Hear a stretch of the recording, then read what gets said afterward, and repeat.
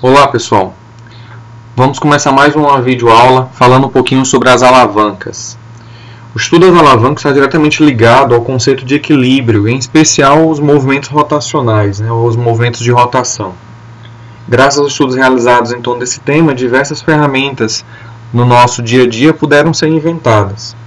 Além disso, esses desenvolvimentos permitiram também a compreensão do corpo humano, o qual utiliza os músculos como transmissores de força e as articulações como pontos fixos nas alavancas. Bom, quando a gente pensa em alavanca, uma das imagens que nos vem à mente é sempre uma barra rígida que está apoiada sobre alguma estrutura que tem como finalidade movimentar algo. Então, quando a gente vai estudar as alavancas, a gente precisa saber que as alavancas elas contêm três elementos especiais. Um deles é o ponto de apoio, também chamado de fulcro ou eixo, que é o ponto onde apoia a barra, ou seja, onde se apoia a alavanca para realizar o trabalho. A gente vai ter um outro ponto chamado ponto de força, ponto de potência ou força motriz, que a gente vai representar pela letra P, que é o ponto onde vai se aplicar a força para mover o sistema, para mover essa barra. E o outro ponto, a outra extremidade, seria a resistência, ou seja, é a força que resiste ou é a força que deve ser vencida. Então, peço que vocês fiquem um pouco atentos a esse conceito de resistência, porque muitas vezes os alunos eles confundem, algumas pessoas quando vão fazer seleções em provas que aparece esse tipo de questão, e pensa que resistência é apenas um objeto pesado. Mas muitas vezes a gente vai considerar resistência como objeto ou algo que deve ser vencido, tá? Vamos lá.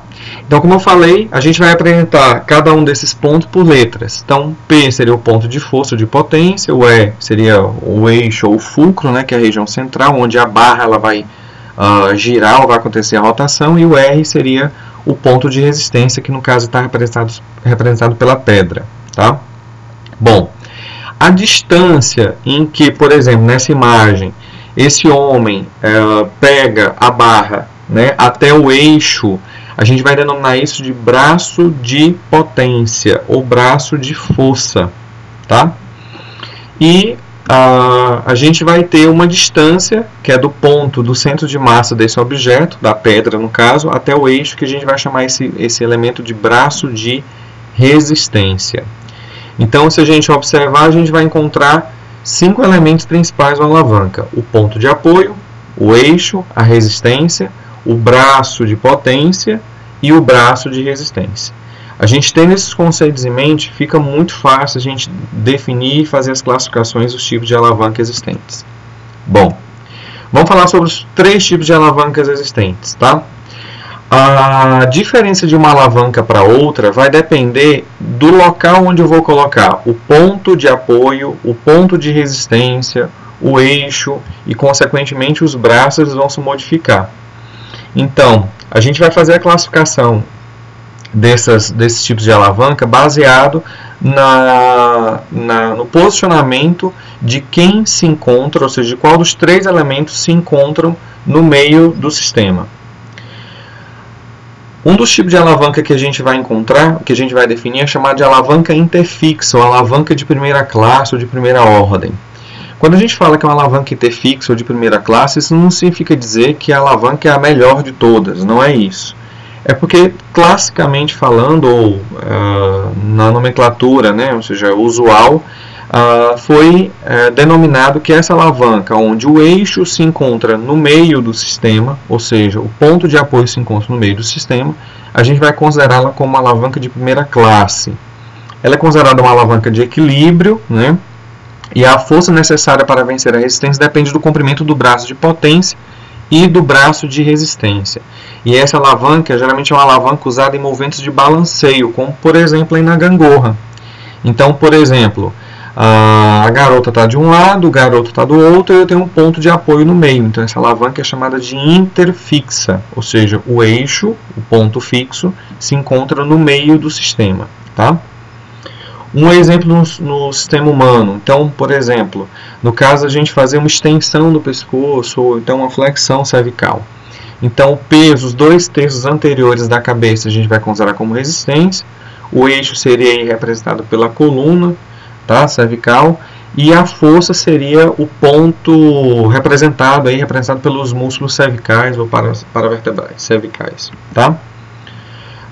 Como eu falei, essa alavanca interfixa, ela pode ser considerada tanto quando a gente vai fazer o movimento de flexão, quanto a gente vai fazer o movimento de extensão do pescoço.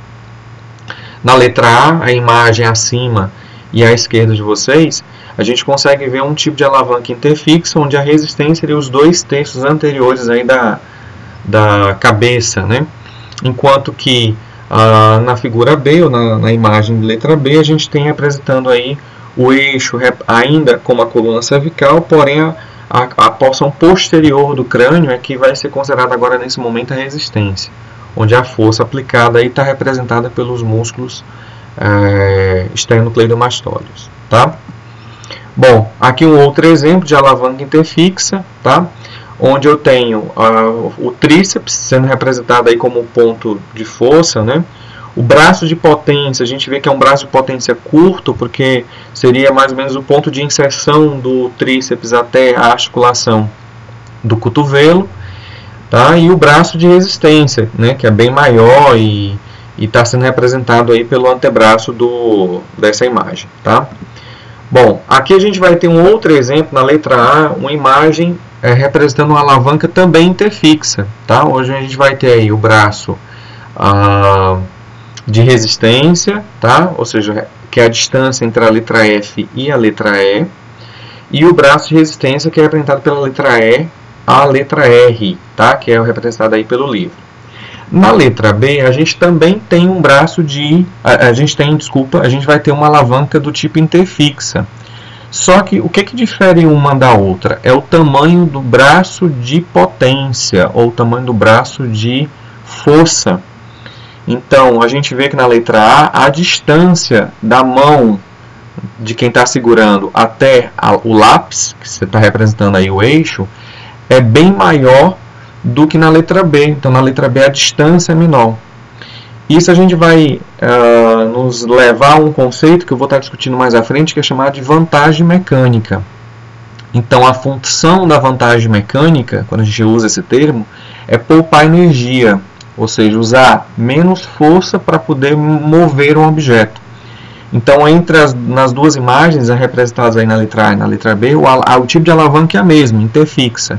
Porém, a gente observa que na letra A será muito mais fácil conseguir levantar este livro, né, que seria a resistência, do que no ponto B. Então, na imagem B, na imagem B a gente verifica que o tamanho do braço de potência é bem menor e, consequentemente, será necessária uma força maior a ser aplicada nesse sistema para poder a gente conseguir levantar esse mesmo objeto, tá? Bom, aqui a gente tem um outro exemplo de uma imagem onde a gente vai ter o eixo aí representado pela base do pescoço. E aí, se a gente for considerar que esses dois fêmurs aí têm mesma massa, então a gente vai considerar que um lado seria a potência, o outro lado seria a resistência. Então o sistema aí está em equilíbrio. Então a gente não tem como definir quem é a resistência, quem é a potência, então, porque os dois apresentam a mesma massa. Tá? Bom, o segundo tipo de alavanca existente é chamado de alavanca interresistente. Nesse tipo de alavanca, também chamada de segunda ordem, segunda classe, é uma alavanca de força, onde o ponto de resistência se encontra no meio do sistema, ou seja, a resistência está no meio do sistema. Então, por exemplo, um carrinho de mão, no caso. Então, o ponto de força seria a mão do operário, a resistência seria a massa, ou seja, o objeto, os entulhos que estão dentro do carrinho de mão, e o eixo seria lá na roda do carrinho. Então, a gente observa que esse tipo de alavanca é considerada como alavanca do tipo interresistente. Bom, mas aí vocês observam que o braço de resistência na letra A e na letra B são diferentes. Ou seja, o entulho está mais no meio do carrinho ou está mais próximo do pneu. Então, quanto menor o braço de resistência, maior a vantagem mecânica, mais fácil vai ser para levantar esse objeto, se ambos, na letra A e na letra B, apresentarem a mesma massa. Nos sistemas biológicos, então quando é que a gente representa aqui uma alavanca clássica, né, de interresistente? O músculo da panturrilha, né, os gastrocnêmios e sólio. Então a gente observa que o gastrocnêmio, quando a gente fica na ponta dos pés, então o eixo vai estar representando pela articulação metatarsofalangiana.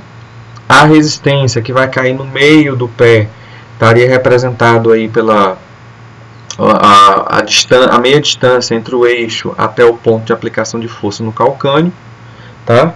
E a força sendo representada pela contração do músculo gastrocnêmio.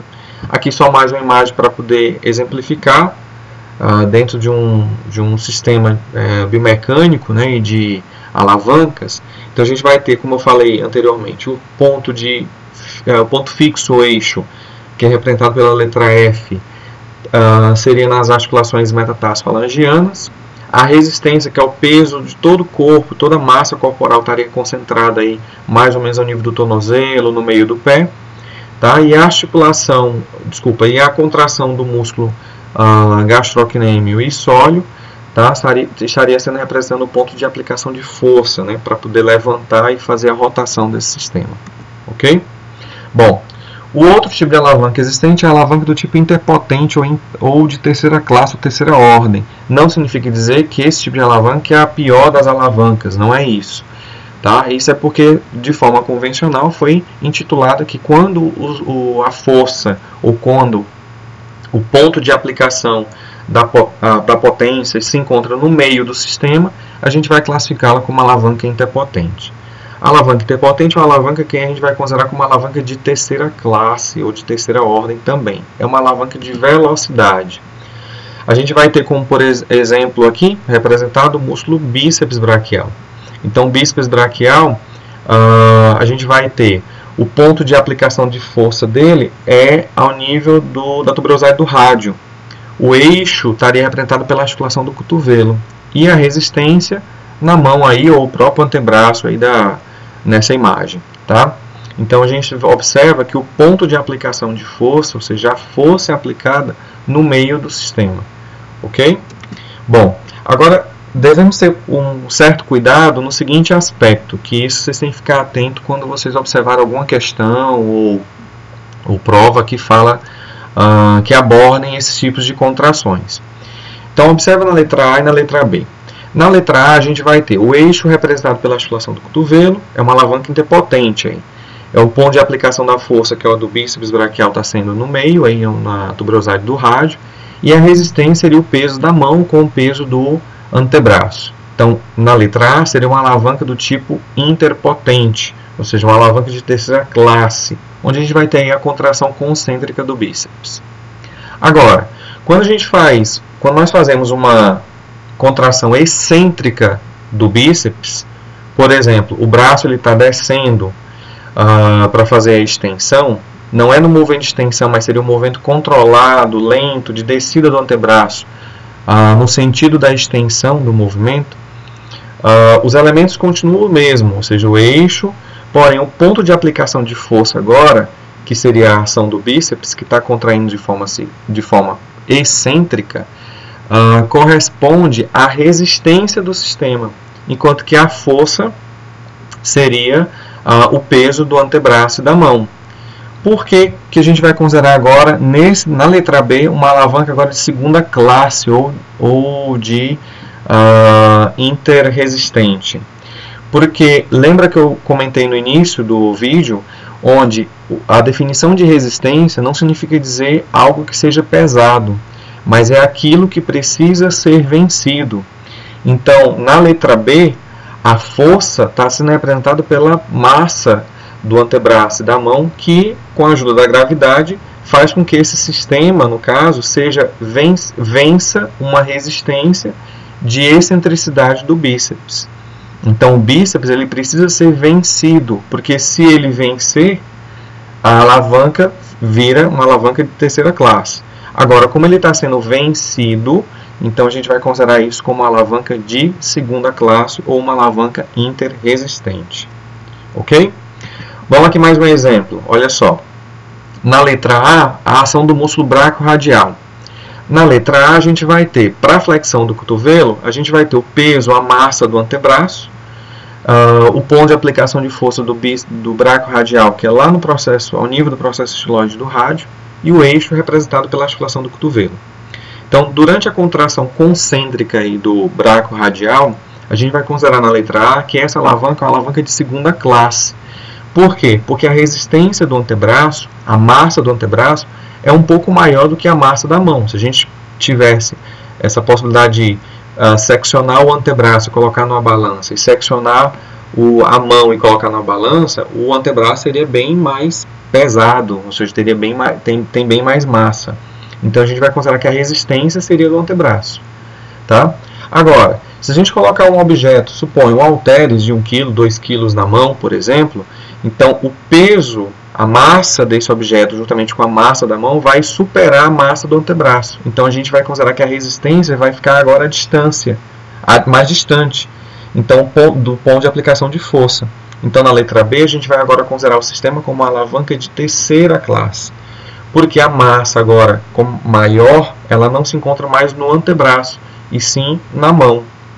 Ok? Então aí a gente muda o tipo para o mesmo sistema, para os mesmos elementos, dependendo da situação, a gente vai considerar como uma alavanca de primeira. A alavanca ela pode mudar de segunda para terceira, ou de terceira para segunda, dependendo dos pontos, do posicionamento dos dois elementos, no caso, a resistência e do ponto de aplicação de força. Ok? Bom, aí é só um resumo mostrando a alavanca de primeira classe, de segunda classe, terceira classe. Então, repetindo, a alavanca de primeira classe, a gente vai ter o eixo como elemento central. Na alavanca de segunda classe, a gente vai ter, que é representada na figura do meio aí, a gente vai ter a resistência como o ponto central aí no sistema. E na alavanca de terceira classe, o ponto de aplicação de força vai estar colocado no meio do sistema. Ok? Bom, eu tinha comentado anteriormente sobre vantagem mecânica. Então, o que é a vantagem mecânica? É a relação entre o braço de força e o braço de resistência. Então, por essa razão, por essa relação, por essa divisão aí, o que a gente consegue observar? Que quanto maior o braço de força, ou maior o braço de potência, maior a minha vantagem mecânica, ou seja, mais energia eu vou estar poupando.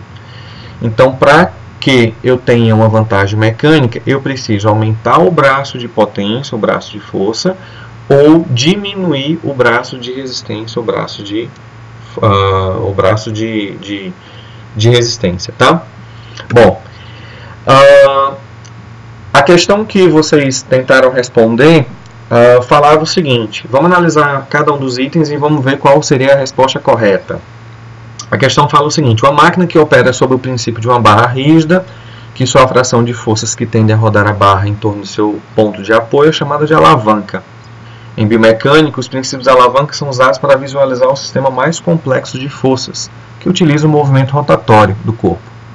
Através dos princípios que norteiam o sistema de alavancas, pode facilitar o movimento de um segmento ou dificultá-lo. Sobre o sistema de alavancas, considere as seguintes afirmativas. A alternativa número 1 fala o seguinte: as três forças da alavanca mecânica são o eixo, o apoio, o peso, também a gente pode considerar como resistência, a força que o móvel mantém.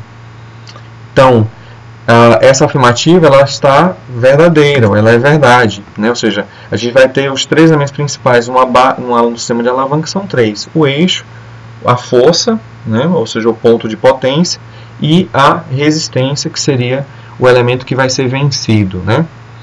Bom, no item 2, em movimentos angulares ou em postura do corpo, o osso, segmento é a alavanca, ou seja, a barra, cujo eixo está na articulação.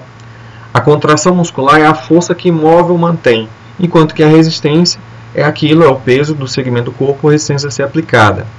Então, esses três elementos a gente vai considerar, relembrando um pouquinho aqui sobre as alavancas. Então, o que aqui a gente vai ter aqui no caso do bíceps, tá? Nessa imagem representada. A articulação do cotovelo está apontada aí pela letra A, seria o eixo, né? O P seria o ponto de aplicação de força do bíceps, enquanto que o R seria a resistência, ou seja, que é aquilo que vai ser vencido. Então, a contração muscular é a força que move ou mantém o sistema, enquanto que a resistência, como está sendo colocado na questão, é aquilo que vai ser vencido. Então, a alternativa de número 2 se encontra também correta.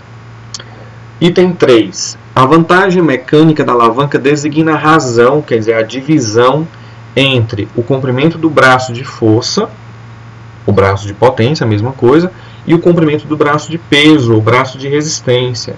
Isso também a gente vai considerar como verdadeiro, tá? Então, a fórmula do braço da vantagem mecânica é a razão ou a divisão entre braço de força, o braço de potência, pelo braço de resistência. Bom, o último item também a gente vai considerar como correto. Por quê? Porque puxa um pouco ao que a gente comentou anteriormente, no item 3. Um aumento do comprimento do braço de força ou uma diminuição do comprimento do braço de peso ou braço de resistência resulta em uma maior vantagem mecânica. Se a gente for lembrar daquela imagem que eu coloquei no vídeo inicialmente, lembra dessa alavanca do tipo interfixa? Então, tanto na letra A quanto na letra B, a gente vai ter o mesmo tipo de alavanca interfixa. Porém, é muito mais fácil eu conseguir levantar esse livro na imagem A, representada na letra A, do que na letra B. Por quê? Porque o braço de potência ou braço de força é maior na letra A do que na letra B. Também eu teria uma vantagem mecânica a partir do momento que eu diminuo o braço de resistência. Então, quanto menor o braço de resistência, maior a vantagem mecânica. Quanto maior o braço de potência, também maior a minha vantagem mecânica. Então, considerando todas as alternativas, né, analisadas, então a gente marcaria a letra A, onde todas as afirmativas aí nessa questão se encontram verdadeiras. Ok? Obrigado pela atenção e até o próximo vídeo.